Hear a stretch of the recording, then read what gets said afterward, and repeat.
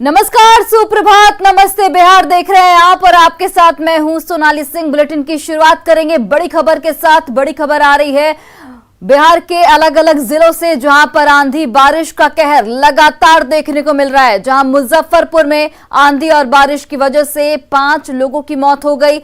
भागलपुर की अगर बात करें तो भागलपुर में 4 लोगों की मौत हो गई। लखीसराय में 3 लोगों की मौत हो गई। सारण जिले की अगर बात करें तो सारण में 3 लोगों की मौत हो गई। मुंगेर में 2 लोगों की मौत हुई। खगड़िया में 2 लोगों की मौत हुई। साथ ही जमुई, बांका, बेगूसराय में 1 की मौत हुई है। इसके अलावा पूर्णिया, नालंदा में भी 1 की मौत हुई है और जहानाबाद, अररिया में भी 1 की मौत हुई है। तो बिहार में आंधी बारिश का कहर लगातार जारी है। अलग अलग जिलों में कुल 30 लोगों की आंधी और बारिश की वजह से मौत हुई है। तो आपको जिलेवार आंकड़ा हम दिखा रहे हैं, जहां पर अलग अलग जिलों में सबसे ज्यादा मुजफ्फरपुर में 5 लोगों की मौत हुई। उसके बाद सारण में 3, मुंगेर में 2, जमुई, बांका और बेगूसराय में 1-1 लोगों की मौत हुई है। वहीं जहानाबाद और अररिया में भी 1-1 लोगों की मौत हुई है। तो कुल मिलाकर आंधी और बारिश का कहर बिहार में साफ तौर पर देखने को मिल रहा है, जहां पर आंधी और बारिश की वजह से कुल 30 लोगों की जान चली गई है। और वही देखिए, दानापुर में आंधी के दौरान एक होर्डिंग ई रिक्शा पर गिर गया, जिसकी वजह से ड्राइवर जख्मी हुआ है। होर्डिंग गिरने की लाइव तस्वीर कैमरे में कैद हो गई। ये तस्वीर डीएसपी ऑफिस के पास की है।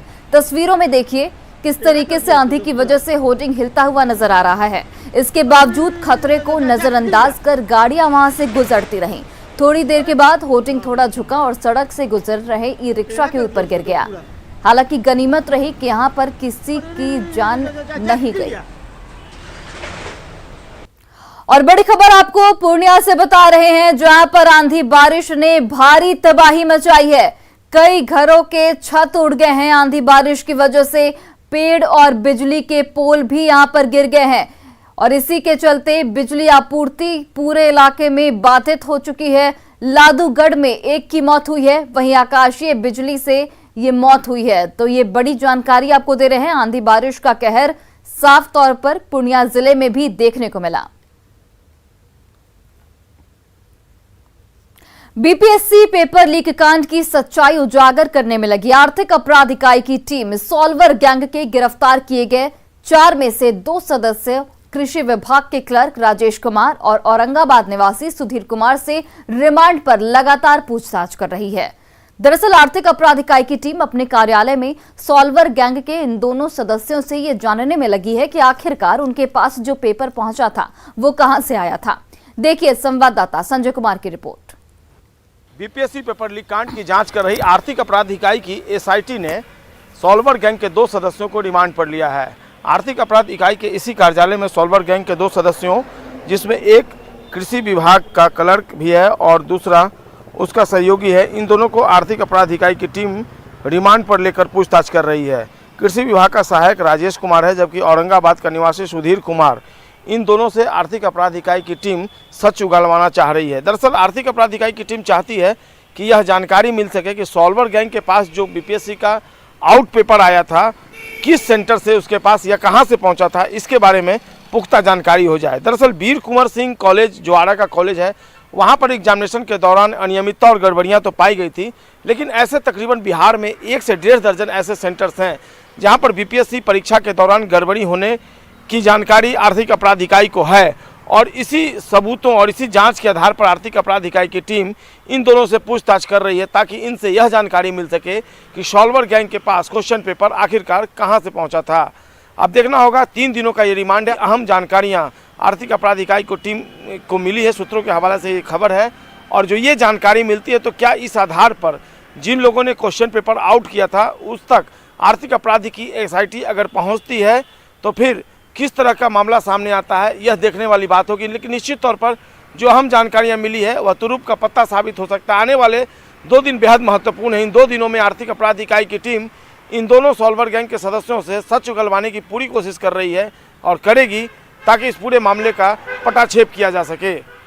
अभी भी सॉल्वर गैंग के 4 सदस्य, जिसमें मास्टरमाइंड और एनआईटी से स्नातक पास पिंटू यादव फरार बताया जा रहा है, जिसको पकड़ना एक बड़ी चुनौती बनी हुई है। देखना होगा आर्थिक अपराध इकाई की टीम को आने वाले दिनों में किस तरह की सफलता मिल पाती है। संजय कुमार, न्यूज़ 18 पटना। और इसी बीच आपको बड़ी खबर बता रहे हैं बांका से, जहां पर सड़क किनारे के घर में एक कार घुसी है। चपरी मोड़ के पास ये बड़ा हादसा हुआ, जिसमें 3 बच्चे समेत 8 लोग जख्मी हो चुके हैं। घायलों में एक की हालत गंभीर बताई जा रही है। अनियंत्रित होकर कार जो है वो घर में घुस गई और इसमें कुल 8 लोग जख्मी बताए जा रहे हैं, जिसमें 3 बच्चे भी शामिल हैं। घायलों में एक की हालत फिलहाल गंभीर बनी हुई है।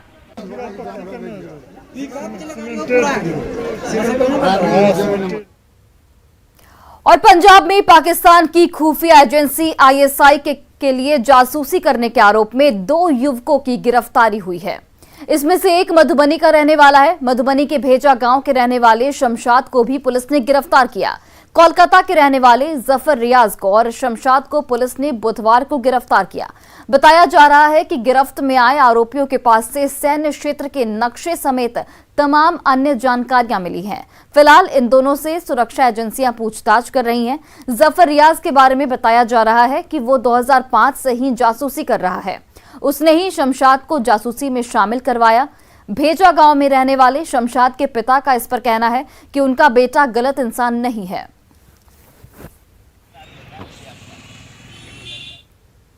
और बिहार में जातिगत जनगणना की मांग के बीच बिहार बीजेपी के नेता और मंत्री प्रमोद कुमार ने जातिगत जनगणना की मांग करने वाले राजनीतिक पार्टियों पर इशारों में आरोप लगाया है कि जो जातिगत जनगणना की मांग कर रहे हैं वो हिंदुत्व को कमजोर कर जातियों को बांटने की कोशिश कर रहे हैं। आज भी देश में कुछ ऐसे तथाकथित लोग हैं जो वर्ग विभेद पैदा कर समाज को अलग अलग वर्ग में एक खंडित करना चाहते हैं, और ताकि भारत जो राष्ट्रवाद विचारधारा है, भारत जो हिंदुत्व कहता है, तो हिंदुत्व के माने हिंदुस्तान में जो भी रहने वाले व्यक्ति हैं, चाहे जिस जाति, जिस धर्म, जिस कौम के हैं, वह पहले हिंदू हैं, पहले हिंदुस्तानी हैं। हमने तो कहा ना कि जो असहिष्णु भारत करने वाले तथाकथित कुछ लोग हैं जो कहते थे मेरे बदौलत ये नहीं होगा, तो उनके बदौलत आज नरेंद्र मोदी है ना, आज योगी जी की सरकार हुई नहीं, अन्य राज्य में हुई नहीं। तो वैसे तथाकथित लोग जो असहिष्णु भारत कहते हैं, जो राष्ट्रवाद को कमजोर करना चाहते हैं, वह चाहते हैं जाति वर्ग विभेद में खंड खंड भारत हो जाए। वही देखिए, बेगूसराय में एक ऐसा वीडियो वायरल हो रहा है जिसे देख और सुनकर आप हैरान रह जाएंगे। खुद को रोजगार सेवक बताने वाले प्रतीक कुमार साफ साफ कह रहा है कि वो बिना घूस लिए कोई काम नहीं करता। इस रिपोर्ट को देखिए।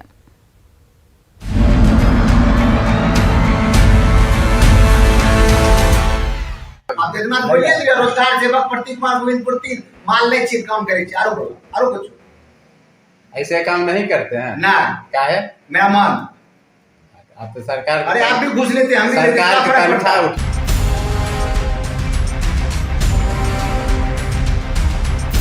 सुना आपने कैसे खुलेआम घूस लेने की बात कर रहा है ये आदमी। शायद बिहार के सरकारी कार्यालयों की यही कड़वी सच्चाई है। खैर, पहले वीडियो में दिख रहे इस व्यक्ति को जान लीजिए।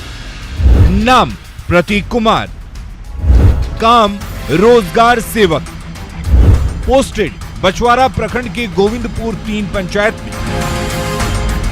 पंचायत स्तर पर भ्रष्टाचार की पोल खोलने वाला ये वीडियो बेगूसराय में जमकर वायरल हो रहा है। वीडियो में दिख रहा व्यक्ति खुद को बछवारा प्रखंड के गोविंदपुर 3 पंचायत का रोजगार सेवक प्रतीक कुमार बता रहा है। प्रतीक दावा कर रहा है कि वो बिना घूस लिए कोई काम नहीं करता और न किसी से डरता है। एक बार फिर सुनिए इसकी बेअंदाजी। रोजगार सेवक प्रतीक कुमार गोविंदपुर 3 माल ले छिन काम करे छी। आरो कुछ ऐसे काम नहीं करते हैं ना।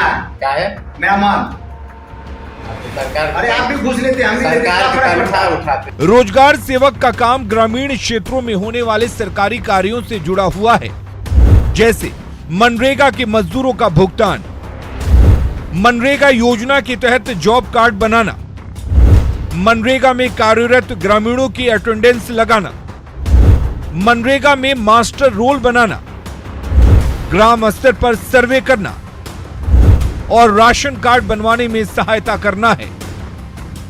बिहार जैसे राज्य में अधिकतर सरकारी काम ग्रामीण विकास विभाग की तरफ से गांवों में ही होता है और जब गांव में पोस्टेड रोजगार सेवक खुलेआम घूस लेने की बात करता हो तो समझ सकते हैं कि भ्रष्टाचार का कितना बोलबाला है।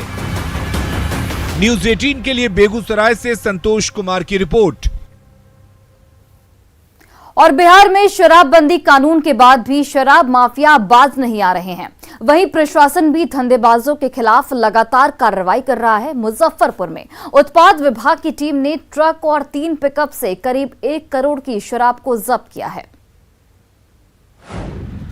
शराब तस्करों पर शिकंजा। 1 करोड़ की शराब जब्त।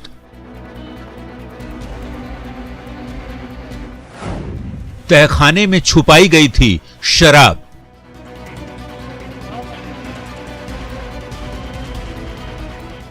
मुजफ्फरपुर में उत्पाद विभाग की टीम ने शराब तस्करों के खिलाफ बड़ी कार्रवाई की है। पुलिस ने ट्रक और 3 पिकअप वैन से भारी मात्रा में शराब जब्त किया है। गुप्त सूचना के आधार पर उत्पाद विभाग की टीम ने अहियापुर और बोचहां में छापेमारी कर हरियाणा नंबर के 1 ट्रक और 3 पिकअप वैन से भारी मात्रा में शराब जब्त किया। शराब के धंधेबाज पुलिस को चकमा देने को लेकर ट्रक में खुफिया बॉक्स भी बना रखे थे। तलाशी में खुफिया बॉक्स के साथ ट्रक के पिछले हिस्से से भारी मात्रा में शराब के कार्टन जब्त हुए। बरामद की गई शराब की कीमत करीब 1 करोड़ रुपए बताई जा रही है। देखा कि एक ट्राला ट्रक जिसमें 3 बॉक्स बने हुए हैं और ऐसा प्रतीत होता है जैसे कोई हैवी मशीनरी को इसमें रखा गया है। तो इसी तरीके से मतलब छिपाया गया था शराब को और घटनास्थल पे पाया कि इस बड़े ट्रक से अलग अलग छोटे छोटे पिकअप्स में शराब को अनलोड कर रखा गया है। सूचक की निशानदेही पर टीम वहां भी गई और वहां पर पिकअप को जब्त किया। तो लगभग 1 करोड़ के आसपास का टोटल एस्टिमेट होना चाहिए। दरअसल शराब की खेप पंजाब से मंगाई गई थी। स्थानीय धंधेबाज इसे लीची बागान में अनलोड कर छोटी वाहनों पर लोड कर ठिकाना लगाने की तैयारी में थे, लेकिन पुलिस को इसकी भनक लग गई, जिसके बाद उत्पाद विभाग की टीम ने तत्काल कार्रवाई करते हुए छापेमारी कर शराब जब्त कर लिया। हालांकि पुलिस को देखते ही सभी धंधेबाज फरार हो गए, जिनकी गिरफ्तारी को लेकर पुलिस छापेमारी में जुटी है। न्यूज़ 18 के लिए मुजफ्फरपुर से प्रियांक सौरभ की रिपोर्ट।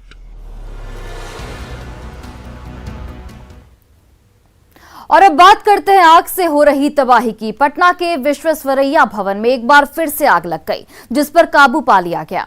हालांकि फायर ब्रिगेड के अधिकारी के मुताबिक आग जैसी कोई बात नहीं थी, बस एक छोटी सी चिंगारी थी। वहीं आग को बुझाने वाले फायर ब्रिगेड के कर्मचारी ने बताया कि 6ठे फ्लोर पर आग लगी थी, जिस पर काबू पा लिया गया। विश्वेश्वरैया भवन के ठीक बाहर है और एक दमकल कर्मी यहाँ पर पहुंचे हैं और उन्होंने कहा कि क्या हुआ था? वो कचरा में थोड़ा आग लगा हुआ था। जो बोरा में कचरा मलबा रखा हुआ था ना, वो हवा की वजह से एक आग लगा हुआ, छोटा आग था। बट हम लोग आग कैसे लगा? आग कैसा लगा ये हमको नहीं सूचना मिला, हम लोग आ गए। तो ये पहले वाला ही आग लगा हुआ था क्या? नहीं, पहले वाला नहीं था। ऊपर थोड़ा बहुत कचरा जो कागज पत्र था ना और बोरा में रखल था, उसी में आग लगा था। अच्छा, हाँ। तो कैसे लगा ये जानकारी? ये जानकारी नहीं है। तो 6 फ्लोर पे कुछ काम हो रहा था क्या अभी? हाँ, वहाँ काम हो रहा है, खाली हो रहा है। जितना कचरा वचरा पहले के साथ सब खाली हो गया है, थोड़ा बहुत बचा है, थोड़ा बहुत कागज पत्र है।